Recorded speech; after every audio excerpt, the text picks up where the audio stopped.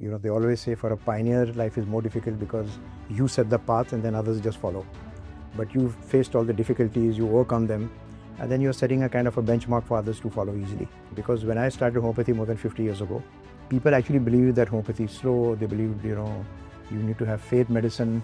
If you didn't have faith, wo kaam nahi karti hai. So much so that I had to actually work like with missionary zeal and actually catch hold of people and convince them that homeopathy will work. And to such an extent that I had to go to the slums of a free clinic which I was running and actually go and talk to people. But using technology for scaling up and using process systems is one very strong way of making sure that the fundamentals of practice are not disturbed. I think it's very important because in healthcare, trust is the basic thing. You can imagine that, people come to us and they talk about their deepest of fears, which even the wife doesn't know about the husband or the husband doesn't know about the wife. They come and they take their clothes off in front of you. So there's so much of trust that is between a doctor and a patient which gets built over a period of time, that it's fundamental to a relationship. Hello and welcome to The Shift, powered by ET Insights. It's a platform where we sit with industry leaders, policymakers, and experts to discuss key issues that change the world around us. And with me today is a very special guest, Dr. Mukesh Batra, founder and chairman emeritus at Dr. Batra's Healthcare. Dr. Batra, welcome to ET Insights. Thank you very much. Lovely being here. All right. Going back into history, I gather that the roots of homeopathy trace back to Germany. But so long as India goes, the roots of homeopathy in India trace back to the Punjab. If you could sort of share that chapter of history with us. Well, absolutely. That's absolutely correct because, homeopathy was founded by a German doctor, an MD doctor who studied MD from the Leipzig University in Germany. And he gave up his practice because that time pre-antibiotic era, his son was not well. He passed away. He said, what is the use of me being a doctor if I can't treat my own son? And so he started, reading books. He was a linguist as well and started translating. And then that's how he came across some footnote which said that, cinchona bark cures malaria because it's bitter. And he took it himself and he started getting malaria-like fever. So that was like the beginning of the vaccination therapy on which homeopathy is based. So yes, it started more than 270 years ago in Germany. But an interesting story about how one of Hahnemann's followers, Dr. Samuel Hahnemann, who founded homeopathy, he was an Austrian. And during the court of Maharaja Ranjit Singh, an interesting story which I'd like to share with you is that he had a vocal cord paralysis. Okay. And he lost his voice. So can you imagine the Maharaja being voiceless, in front of all his praja? And so someone told him that there's this Austrian doctor who's a follower of Dr. Hahnemann. Why don't you call him to India and, see what he can do for you? So that's how then this doctor came to India. And he then started treating, the Maharaja Ranjit Singh of his vocal cord paralysis with homeopathic medicine. And it became all right. And because it get cured, he said, now you don't go back. You stay back here. Right. And then from there, then the rest is history. Right. Really interesting. So, sir, you've been someone who's been credited with modernizing homeopathy. You've really brought it into the mainstream. Looking back, what was the most significant or the most difficult mindset shift that you had to overcome? Was it within the medical community or was it outside? That's a very good question. And honestly, there's not any one thing that's very difficult. I think life is difficult. They always say for a pioneer, life is more difficult because you set the path and then others just follow. But you've faced all the difficulties, you overcome them, and then you're setting a kind of a benchmark for others to follow easily. So nothing was easy, but I would say if I was to single one thing, the first thing was perception. It needed a change of perception because when I started homeopathy more than 50 years ago, people actually believed that homeopathy is slow. They believed, you need to have faith medicine. If you didn't have faith, wo kaam nahi karti hai.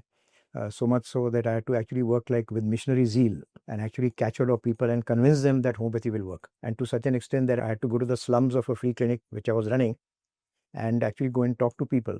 And even there, people who would say, nahi, humko sweet se theek hoega.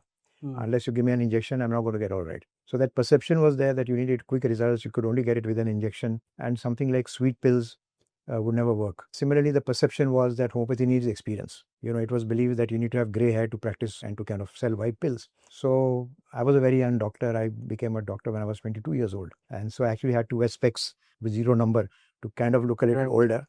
And that didn't really work too much, but well, at least I tried. The perception that a homeopath should be very experienced was another challenge. And the third, of course, was at that time, homeopathy was good for free. because there were a lot of free clinics, but you couldn't commercialize it, you couldn't charge it, you couldn't professionalize it. So if you have to pay for somebody, then you better go to an MD doctor.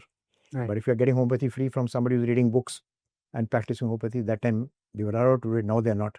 You better consult a doctor. But to take any money out of for a homeopath as a profession was very difficult. Interesting. You have today built Dr. Batra's healthcare empire. You've blended personalized medicine with a business that scales. Now, how do you balance ethics of care with the demands of running what is today a consumer facing health brand? So that's not very easy because, when you scale up, then there are challenges, of course. There are challenges of quality, of control, and so on, so many other things as well. But I think we've done it very successfully because of two things. The first thing is that we used a lot of technology and process and systems. So once you're process driven, once everything is, aligned properly, once you've got used technology, I mean, all our clinics, 225 of them across 10 countries, are all networked live. And, we can get our top management gets feedback live on the phone, on everybody's mobile phone. So, Right. so building systems like that makes it easier to make sure that the systems are followed, because there's a system of check and balance, which is very easy to do. But using technology for scaling up and using process systems is one very strong way of making sure that the fundamentals of practice are not disturbed. The second way, of course, is by training and retraining, and by making sure that the philosophy of patient first is ingrained into doctors and the staff at every level. Now, this again is not very easy because, it needs, like I said, training and retraining. So it needs something from within for people to say that, I'm treating a patient, and for me, I'm treating somebody who's very important, whose family is depending on him or her. And therefore, I need to make sure that this patient goes back to well as quickly as possible. And the onus on that treatment lies on me.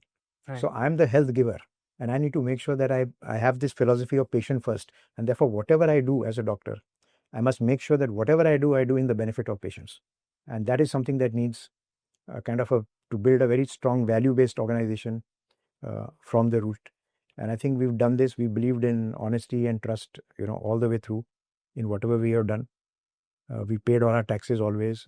We are so transparent with whatever we do. And I think all of this then helps to build the trust of people. Right, right.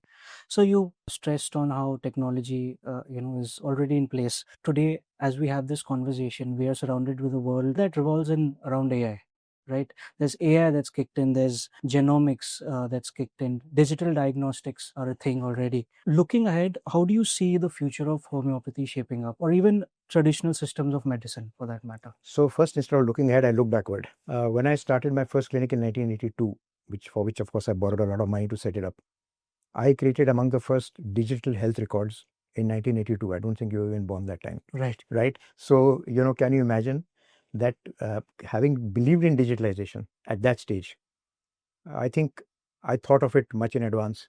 I remember that time people actually, kind of shouting at me and saying that, it was 10,000 rupees for an MD doctor at that time. And my first computer cost me 1.5 lakhs. So they said you could have got 15 doctors working for you full time instead of buying one silly computer, which was like, big thing like that. And every time I took out a printout, it was a dot matrix printer and the whole building shook.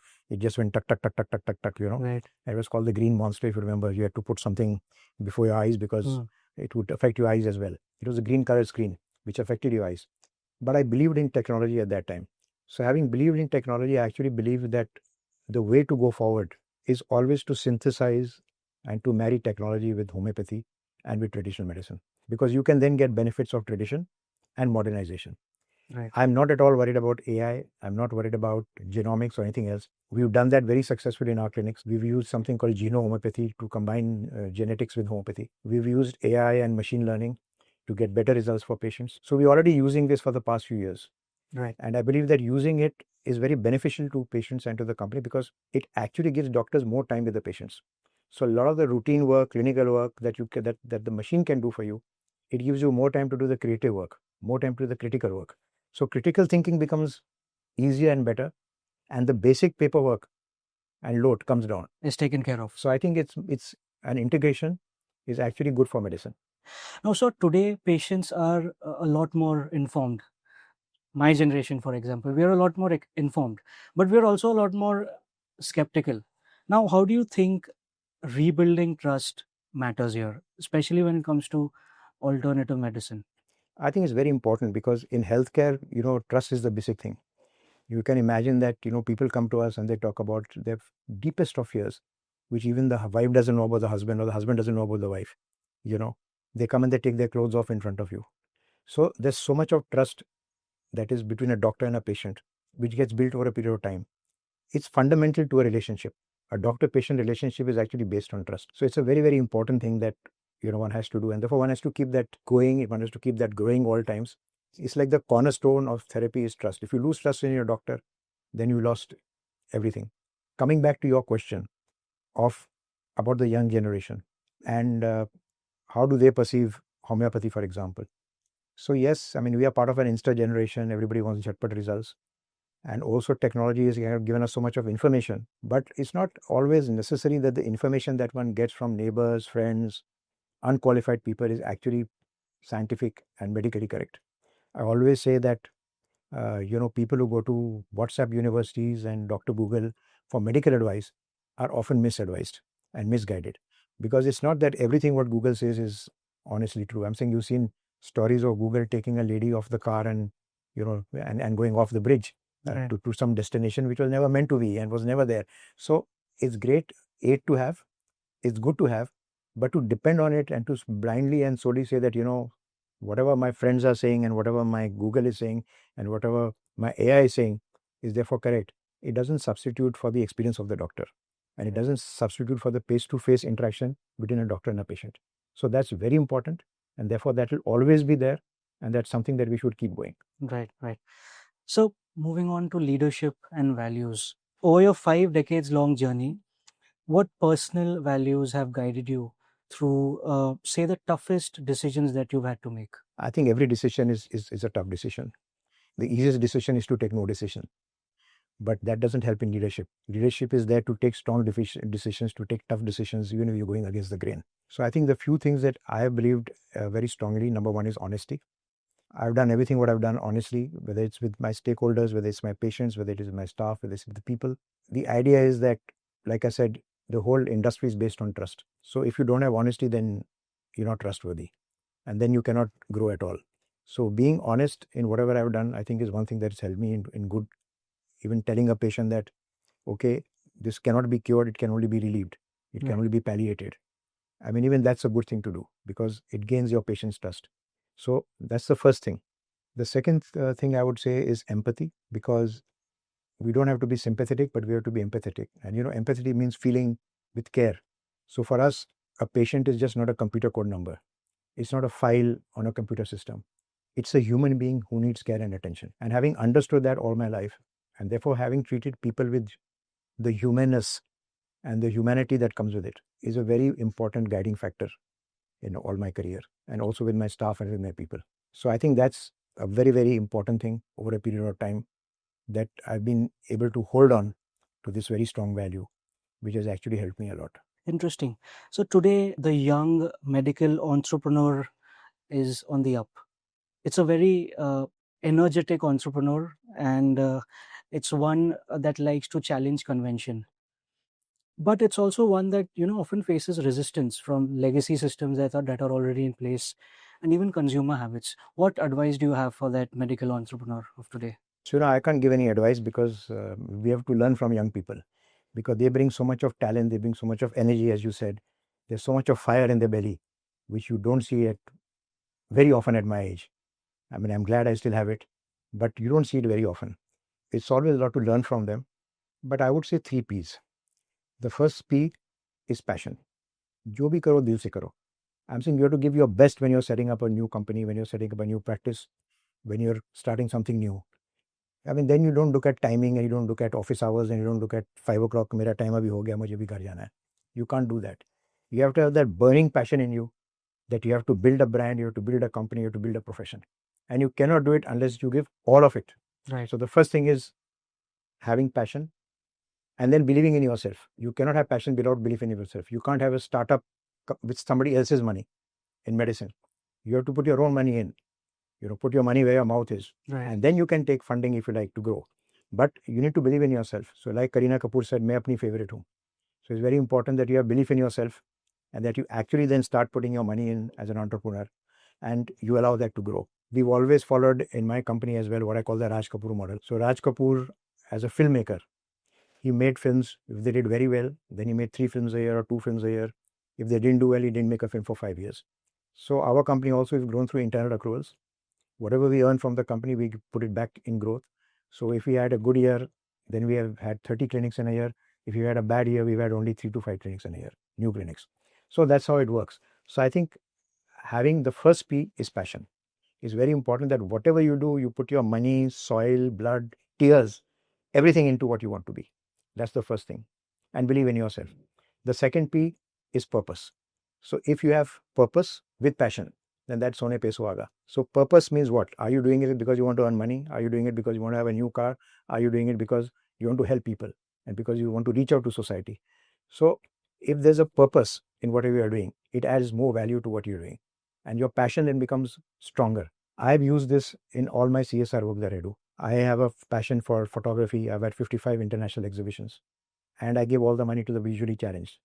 So I keep improving my photography every year because I know that if I get better and better, I'll sell more and more pictures. I'll earn more money for my cause. Similarly, I sing old songs, and I have a show once a year for an old widow's home.